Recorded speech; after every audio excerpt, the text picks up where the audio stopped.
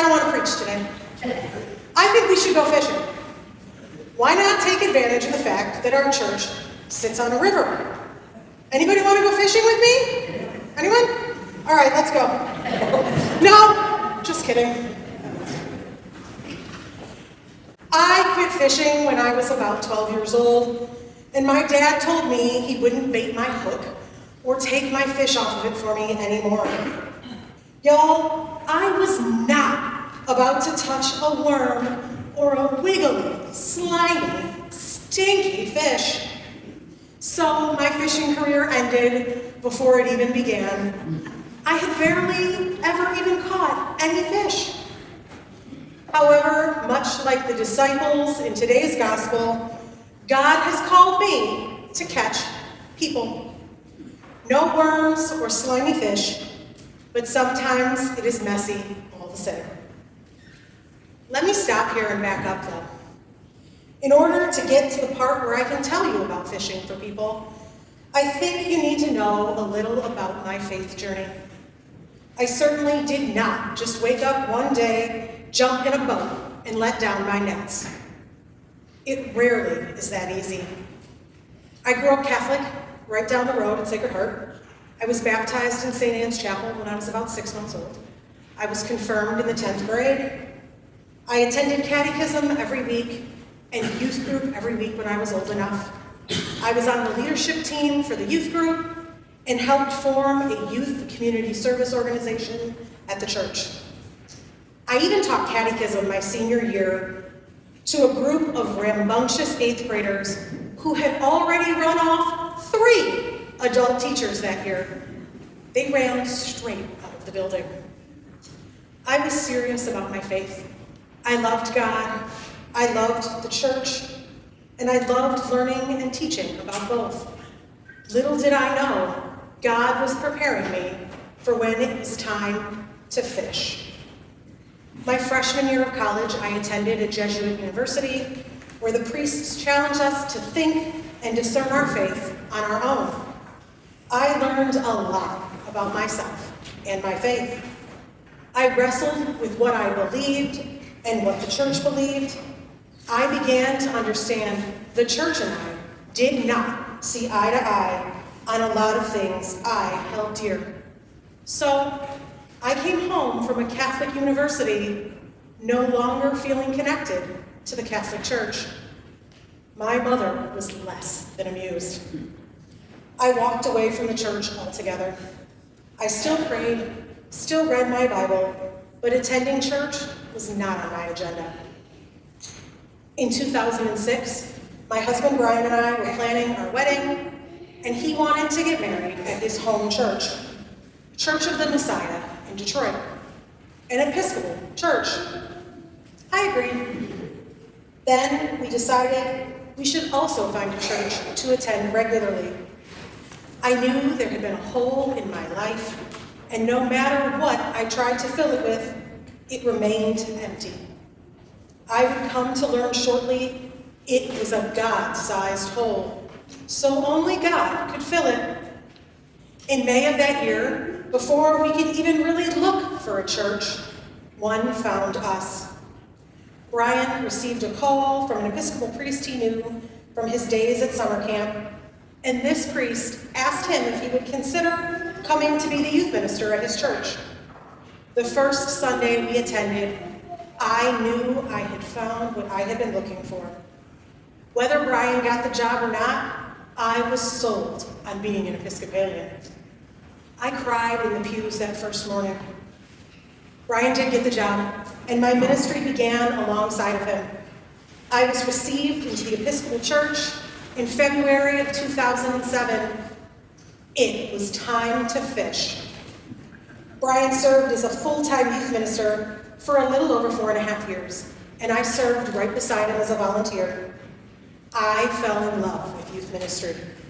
Helping to shape the faith and lives of young people was such a beautiful gift.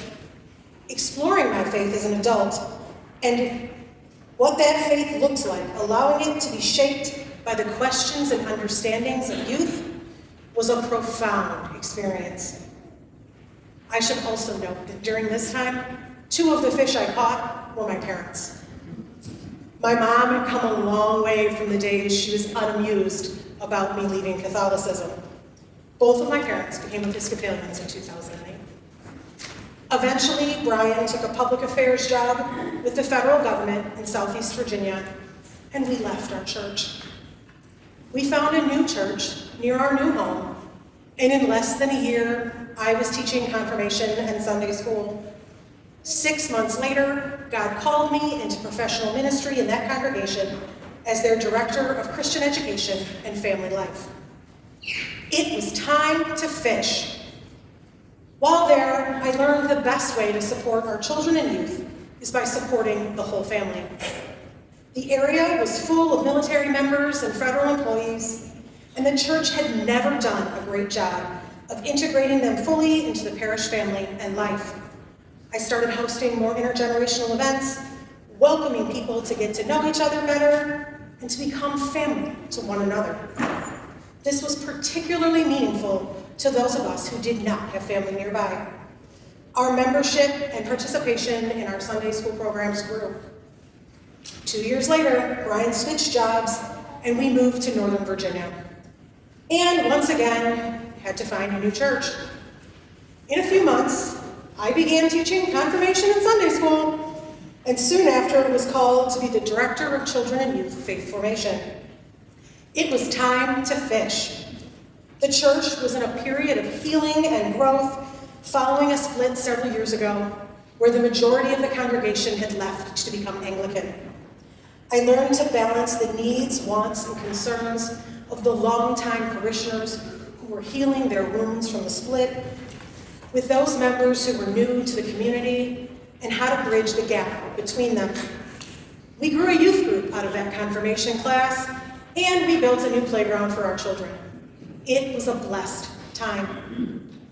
Almost 3 years later, Brian again switched jobs, bringing us home to Michigan, where I was called to be the director of faith formation for children and youth at St. John's Royal Oak. It was time to fish. I served there for 5.5 years before God called me here to St. James. In my time at St. John's, God grew me in amazing ways. I learned what ministry looks like in my 40s. One of the big takeaways being I needed to move lock-ins to Fridays because I now need all day on Saturday to recover before I can show up Sunday mornings to teach Sunday school. I also began to realize that the core belief and center of my ministry has always been love. And I've learned how to live that out fully. I also reignited my passion for learning about God, the church, and how to be a better minister to God's people.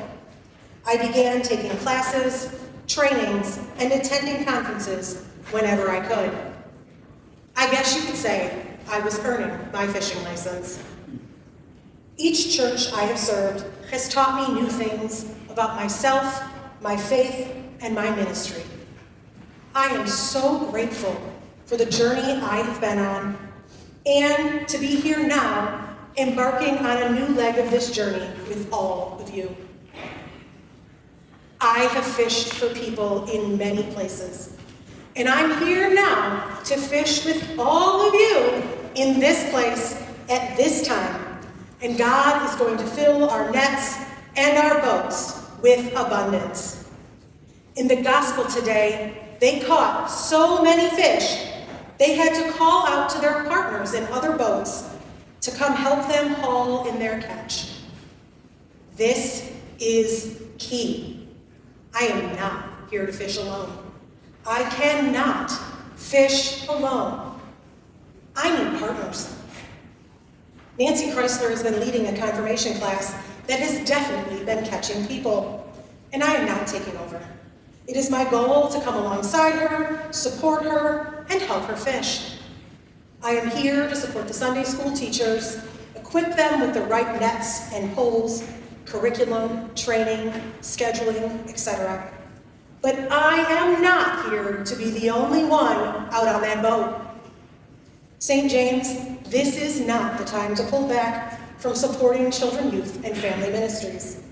This is the time time to jump in the boat, grab some equipment, and fish. If you're unsure how to do it, I can guide you. I'm going to need lots of partners on this fishing adventure. I cannot catch people alone. Let me give you an idea of what we have coming up between now and September, so you can see how we are letting down our nets. February 22nd, the men's group is planning an ice skating trip for youth and families. February 26th, we have a parents' meeting to get input on our programs. March 2nd, Father Phil and I are launching a youth group that will take place the first and third Sundays of the month for an hour in the evening. This will be in addition to the Sunday morning confirmation class. Also on March 2nd, we will be launching a new curriculum with our Sunday school classes. March 15th and 16th, the diocese has a lock-in at the cathedral called Night Watch, and I would love to have our youth attend. We have Holy Week and Easter coming up, and I have ideas on how to include our children and youth more fully into those. Then on May 9th, we will have our first lock-in here at St. James. It's a Friday. I told you I learned my lesson. June 22nd to the 27th, the diocese has a summer service trip to Cincinnati to work on creation care, and I'm hoping some of our youth will go. July brings the opportunity to attend summer camp at Camp Chickagami, the Episcopal summer camp for the Diocese of the Great Lakes. The Diocese of Michigan has a camping partnership with them, and I serve as the Faith Formation Director for the camp. There are camping options for people of all ages, starting with family camp, where everyone is invited to attend together. And I mean everyone, birth to 99 plus, everyone is welcome to come and enjoy family camp with us. Then there are sessions for kids and youth, from rising 3rd to rising 12th graders, and retreats for grown-ups. Camp Chickagami is my favorite place on earth, and you will hear a lot about it from me. I am hopeful some of you will come experience it with me. Of course, we will also be having Vacation Bible School this summer, and I have been told we will need a lot of cornbread. Apparently, cornbread is the perfect bait to attract kids during the summer. See, I got that. I am looking forward to discussing all of these events even more with all of you. I am also excited to see where else God will have us drop our nets. As you can see, there are plenty of opportunities coming up to start catching people. You don't have to know the Bible backwards and forwards. You don't have to have a ton of experience. You just have to be willing. Remember, God doesn't call the equipped. God equips the called. It's time to fish. I've got the poles and the nets. Who's getting on the boat with me? If you fish for people with me, I'd even be willing to fish for fish with you. But you'll have to bait my hook and take the fish on it. Amen.